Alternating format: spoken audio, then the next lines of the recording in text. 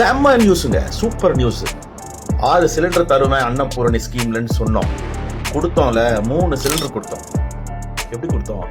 எரிவாயு சிலிண்டருக்கான விலை பயனாளிகளின் வங்கி கணக்கில் நேரடியாக வரவு வைக்கப்படும். இத்திட்ட பயனாளிகள் எரிவாயு சிலிண்டர் பதிவு செய்து சிலிண்டர் பெற்றவுடன் எண்ணெய் நிறுவனங்களிடமிருந்து பட்டியல் பெற்று சிலிண்டருக்கான விலை பயனாளிகளின் வங்கி கணக்கில் வரவு வைக்கப்படும். எல்லாருக்கும் வங்கியில வரவு வைக்கப்படும். வரவு வச்சது சிலிண்டர் நீங்க புக் பண்ணணும். புக் பண்ணி சிலிண்டர் வரணும். சிலிண்டர் வந்துட்டு நீங்க சிலிண்டருக்கு காசு கொடுக்கணும். நீங்க சிலிண்டருக்கு காசு கொடுத்துறீங்க, அது எண்ணெய் நிறுவனத்துக்கு போயிடும். எண்ணெய் நிறுவனங்கள் சொல்லணும் இவங்க புக் பண்ணாங்க, காசு கொடுத்துட்டாங்க. அதுக்கப்புறம் அரசு வந்து உங்க அக்கௌண்ட்டுக்கு காசு போடும். என்னங்க எனக்கு ஒண்ணுமே புரியல. அதுதானப்பா எனக்கும் புரியல. இப்படி சாப்பிடுறதுக்கு பதில் இப்படி சாப்பிடணும். 6 சிலிண்டர்னா சிலிண்டர் பாயத்தை வந்து சிலிண்டரை போடணும். அதுதான் 6 சிலிண்டர் தர்றது. 3 சிலிண்டர் தான் தர்றீங்க, அங்கேயும் போங்கு. சந்தோஷப்பட்டுறாதீங்க, அண்ணன் கொடுத்துருக்காரு. ஆனா உங்களுக்கு மாச சம்பளம் 20,833 ரூபாய் இதுக்கு உள்ள இருக்கணும். அப்பதான் சிலிண்டர் 3 சிலிண்டராவது கிடைக்கும். சிலிண்டர் கிடைக்காது, சிலிண்டருக்கு பேங்க்ல காசு கிடைக்கும். இது 4வது போங்கு. சொல்ல போனா முதல்ல 200 யூனிட் ஃப்ரீன்னு சொல்லிட்டு 500 யூனிட் உள்ள, அது போங்கு. 2வது விவசாய கடன் எல்லாருக்கும் சொல்லிட்டு 5 லட்சத்துக்கு உள்ளன்னு சொன்னது போங்கு. 3வது தாய் மாமன் தங்கம் மோதிரம் எல்லா குழந்தைங்களுக்கும் சொல்லிட்டு அரசு மருத்துவமனை பிறக்கிற குழந்தைங்களுக்கு மட்டும் சொன்னது போங்கு.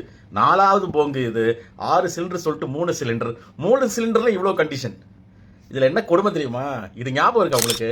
சிலிண்டர் மானியம் ஒருத்தர் கொடுத்தா 2014. இப்ப எத்தனை பேருக்கு வருதுன்னு ஞாபகம் இருக்கா உங்களுக்கு? அது எங்களுக்கெல்லாம் வரல.